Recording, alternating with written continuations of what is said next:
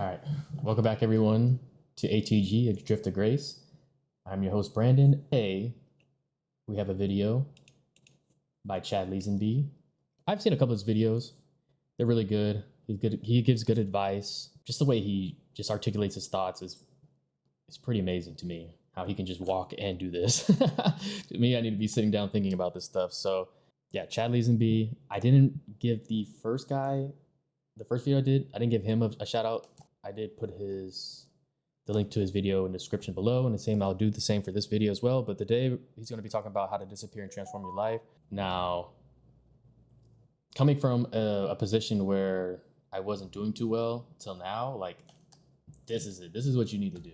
I think that everyone should just disappear and improve themselves, but we're going to get into it. I'll let him talk. Yeah, let's get into it. What if I told you who you are right now is the result of every thought, every choice, every inaction, or every action that you've made? And if you're unhappy with your life right now, it's because of your habits, your energy, and your mindset. But the cool thing is, you can just disappear. Disappearing means that you can shed that skin or that version of you that just simply doesn't seem to be working. And all you have to do is create a new one. Disappearing doesn't mean that you physically just vanish or ditch life. It means that you go silent. You don't tell people what you're doing. You don't seek approval or advice, because all they're going to do is project their opinions, their negativity, and their fears onto you. And when you disappear, you do it surgically, quietly, with surgical precision. Welcome back to another episode of Sweat Talk. My name is Chad, and today I want to talk about how to disappear and transform your life. You can look at disappearing as maybe somewhat of an art form, because when it's done correctly, it's beautiful, and the outcome is just absolutely amazing. You know, I've gone over this before. When I was in my mid-20s, over the course of about a year, I put on 80 pounds. And at the time, nobody cared. Nobody threw shade, or nobody placed judgment. But I didn't need somebody to point it out or place judgment. I knew at that time that I wasn't where I wanted to be, and I stayed there for a couple of years. And by the time I turned 28, I couldn't hardly even see my toes, much less be able to bend over and touch them. Like, tying my shoes was almost like an obstacle that I had to overcome every day. But I got fed up. I got tired of it. And I knew that the right thing for me to do was to just disappear. So that's exactly what I did. I cut my calories to 500 calories a day. I began exercising and working out like I did several years before. I started by walking. Eventually, I became able to run 3 to 6 miles just about every day. It was painful, but it was necessary. And I was able to drop those 80 pounds in only 3 months. I don't recommend doing that. It's hard on your system, it's hard on your body. Every man needs to go through this type of transformation. This is how I transformed as well. So in high school, I've always worked out. I played football. I was running back, and I've always had that workout mentality. And it wasn't until I got out of high school, went military, got out of the military. It wasn't until that part where I kind of went off on the deep end, and I was just stuck in this nasty loop of just partying all the time and not doing anything with my life, or it was bad. So the first thing I had to do was try to improve my life. So what I first had to do was improve my health. I think I've heard countless stories like this where people start going to the gym and then they kind of snowballs into something else. And it's true. Once you feel good physically, you start to feel good mentally, and then you can just keep the ball moving after that. Gym really helps. Eating right too. You can go to the gym and you can eat like crap and you won't see any gains, or maybe you had good genes and you can do both. But yeah, the gym is absolutely necessary for anybody who, wants to just improve their life. And it's crazy how it always starts with that, and it's true. That can cause damage to your metabolism, or slow your metabolism, especially if you do something like that for extended periods of time. But the thing is I didn't tell anybody that I was doing it. The only person that knew was my wife. I said nothing to nobody. I did not say anything. Like, Instagram wasn't a thing back then. Facebook wasn't around. None of these social media outlets were even a thing. YouTube was just being developed and getting off the ground. But I didn't talk about it to any of my friends or family. The only person that knew along with me was Robin. But I was surgically intentional about my goal. And I knew how much weight I wanted to lose. I knew where I wanted to be physically. So I made the decision to change, and I committed to it. I remember going to the bar after that 3 months was up, and we used to have friends over. There was a TV show on called Prison Break, and we'd sit around the house and drink beer and watch that TV show Prison Break. I want to say it was on Mondays, but we'd have several people over, some of our friends, and we'd all get together. And I remember after that 3 months was up, I went to the bar with those same friends. And in that 3 month period of time, those friends, one of them literally did not recognize me at all. I started talking to him, and he looked at me like I had two heads because I was a total stranger making bad jokes. And he asked me, he said, he was like, "Do I even know you? Who are you?" So I told him Robin's husband, and he was just absolutely floored. Dude was taken back, and he's like, "My God, I did not recognize you at all." And that's what happens when you disappear and transform yourself, transform your life, is you become unrecognizable. Those same people, they won't realize, they won't know who the hell they're talking to. Your habits can define your future, right? Because the habits that you have right now, they're going to shape who you are and what you do in the future. That's why it's so important to build good habits and stick to them. Habits that align with your purpose, your direction, and your goals. And when you finally make the decision to start and go silent, go monk mode, go ghost, whatever you want to call it, it starts with your habits. And those habits are daily routines. Those are what shapes you to who you're going to become or who you can be. Because if you're not where you want to be, it's time to look at your habits and evaluate if they align, whether they align with how you want to live or not. Small habits compounded over time will turn into massive change. Whether it's waking up early, fixing your nutrition, starting to work out. That's from a book, Atomic Habits. So yeah, he's right. It's the small things that compound into something bigger eventually. So the small things like waking up in the morning, taking a cold shower, I used to do that, working out every day, eating healthy. It's just those little tiny steps that build and grow over time.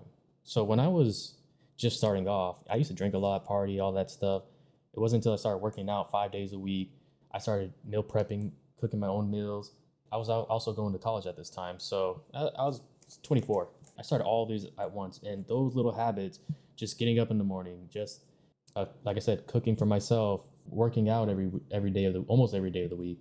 It's hard initially. It really is. I remember when I first started my meal prep, it took me 2 hours to complete everything. Or actually, maybe it was like closer to 3. And then it wasn't until I started doing it for months and I started refining everything to where it only took me an hour to start to meal prep for the whole entire week, sometimes 2 weeks. Yeah, it just little habits. Same thing with the gym.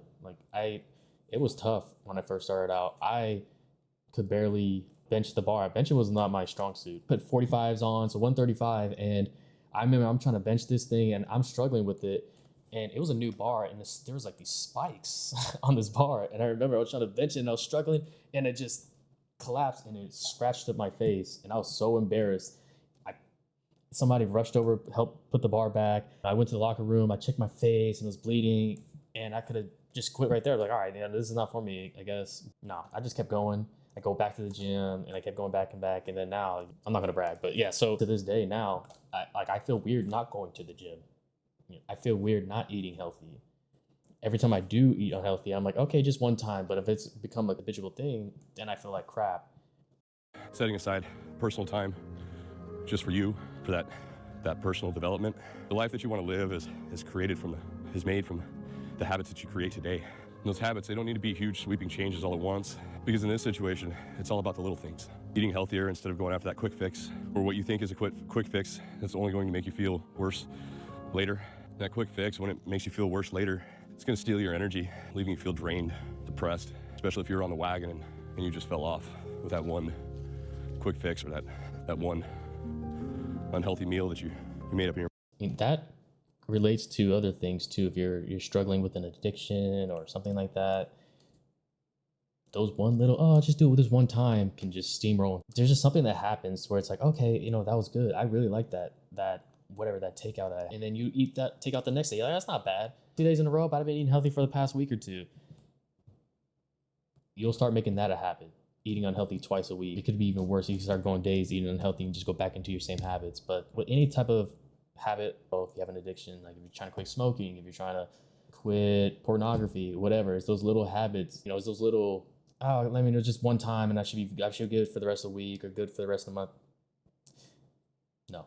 You'll fall right back into them. So it's necessary to be consistent with these. Your mind that you deserved or was a treat, rewarding yourself. And then you realize instead of a reward, it turned into self-sabotage. How you manage that energy will determine your output in life. Think about, do you constantly feel drained, or do you ever feel energized by the things that you do? When you disappear, you get to choose. You award yourself the choice to choose where that energy goes. No unnecessary distractions or commitments. It just becomes you, your focus, and your goals. You're able to cut out all that noise, all the social media or toxic relationships. Because all those things can zap your energy, leaving you feeling stuck. You need to be protective of your energy, learn how to harness that energy, and use it as fuel for your transformation. A perfect example is Robin and I, we were talking about Facebook and how bad it is yesterday or the day before, and how it's a never-ending loop of comparison, negativity, and it just sucks it out of you. It just drains it out of you. And I started a Facebook page to follow this, to tie together with this YouTube channel.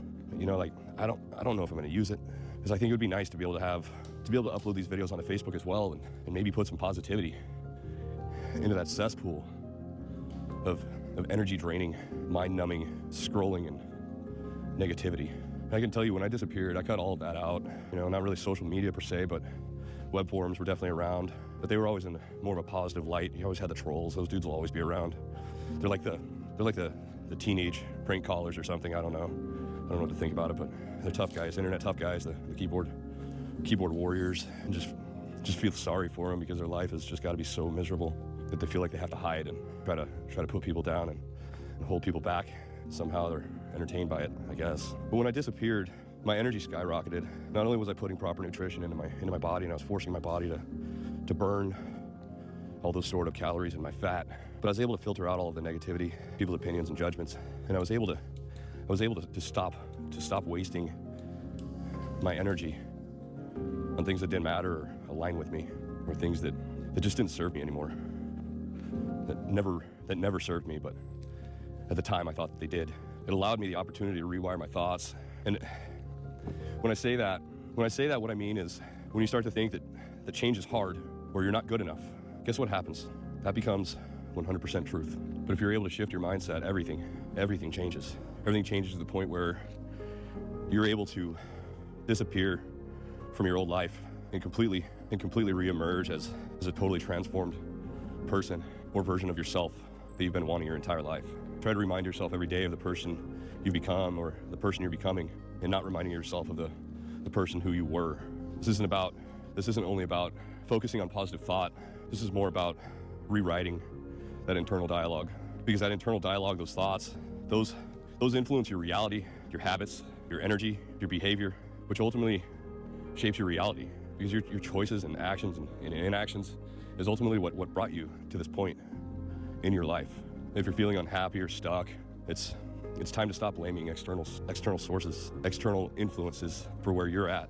Because what it boils down to is, you are the architect of your life. You are the one that controls your happiness. Think back to my story. Like, if I could have very easily just stayed obese, overweight, whatever you want to call it, depressed and unhappy, but I made that choice to change. I decided I was going to stop sitting around and waiting for motivation to come, and instead I got off my ass and I created it. I took action every single day in, day out, and in the end I was able to transform. If you want to disappear and transform your life, you have to do it with intention. And every decision that you make, every step along the way, it has to be intentional. It has to have some sort of a purpose. No more wasting time scrolling. No more wasting energy on anything that doesn't serve you, your end goal, or your life's true potential. Set a goal, make a plan, and then execute it quietly. And there's no need to tell the world. There's no need to let anybody know what you're doing, because the results will speak for themselves. I didn't shout from the rooftops or... Yeah, I feel like that's really important. I understand when we start something new, especially like a self-improvement. Sorry about that, the camera was focusing, but it's really important to keep to yourself. Like, I understand when you start something new that you want to put it out there, you want people to know, and it's really important to just keep to yourself and keep grinding, because if you start this journey of self-improvement by disappearing, by not being on social media, by not needing that validation, you are essentially doing this for yourself. But when you put that stuff on social media for likes and attention, now it's like, okay, I'm doing this because of validation, the likes, and it makes you feel good. And so you're going to keep doing that for that reason and not for yourself. So I believe it's very important when you're gone that you stay gone, you disappear, and really work on yourself, work on being alone, being okay with yourself. It's an important step later on as well when you go into relationships and things of that nature, because you're not really dependent on somebody else, because you are totally content just being by yourself. I know there's a couple of more minutes left in here, but I don't want the video to be too long, so I'm gonna cut it short here. But thank you for watching, and if you like it, give it a like. If you like my channel, if you like what I'm saying, subscribe, and I'll see you guys in the next one. Thank you.